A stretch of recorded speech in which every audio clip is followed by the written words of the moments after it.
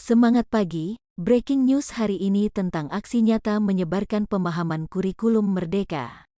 Saya Wadi Reina Anggraini, dari SMP Negeri 13 Balikpapan akan menyampaikan aksi ini.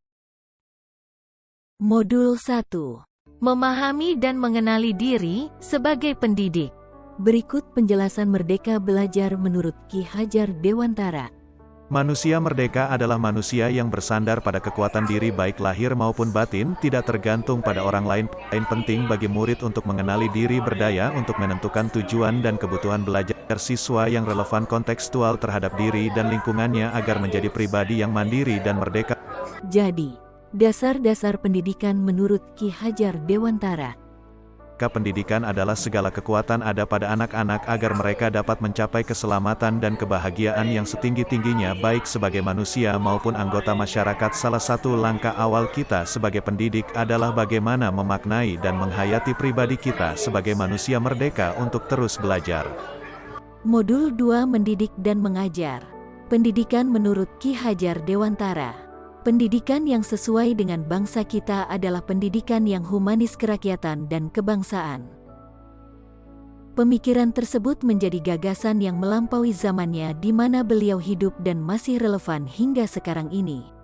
Selain pendidikan kecerdasan atau keterampilan berpikir, pendidikan kultural, pendidikan yang berdasarkan garis bangsa dan budaya seperti menghargai proses belajar siswa, merayakan setiap pencapaian pembelajarannya dan sesuai dengan kompetensi sangat dibutuhkan oleh siswa.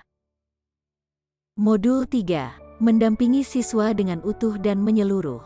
Pendidikan bergerak dinamis menyesuaikan keadaan yang terus bergerak begitu cepat. Sebagai guru perlu mengantisipasi dan membaca arah perubahan tersebut. Memahami kodrat siswa sebagai keadaan merupakan bagian yang tidak terpisahkan dari dasar pendidikan.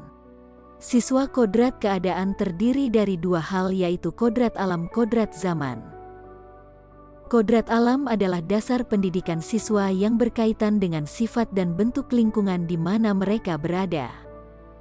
Sedangkan kodrat zaman adalah bagian dasar pendidikan mau siswa yang berhubungan dengan isi dan irama pendidikan bergerak dinamis sesuai dengan perkembangan zaman. Guru berperan sebagai penghubung siswa dengan sumber-sumber belajar yang ada di sekitar siswa atau di sekolah maupun dengan sumber-sumber belajar digital yang mengaitkan setiap materi konteks di mana siswa hidup.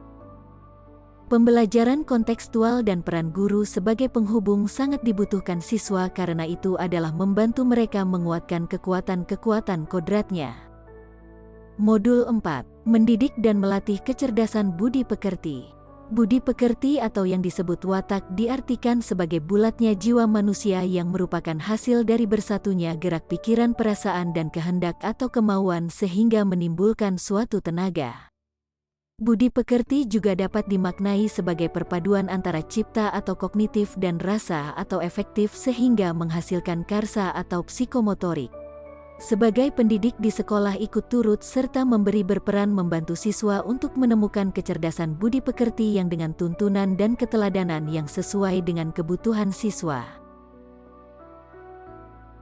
Seseorang yang mempunyai kecerdasan budi pekerti akan senantiasa memikirkan, merasakan dan mempertimbangkan setiap perilaku yang ditampilkannya. Modul 5. Pendidikan yang mengantarkan keselamatan dan kebahagiaan. Menciptakan lingkungan pembelajaran yang terbaik bagi siswa. Guru membimbing dan mendampingi murid atau siswa dalam proses pembelajarannya. Jadi, pendidikan bukan hanya tanggung jawab guru di sekolah. Karena perlu kerjasama dan kolaborasi antara keluarga, sekolah, dan masyarakat untuk mewujudkan pembelajaran yang optimal bagi siswa. Sekian breaking news aksi nyata kali ini. Terima kasih atas perhatiannya dan sampai jumpa di aksi nyata selanjutnya.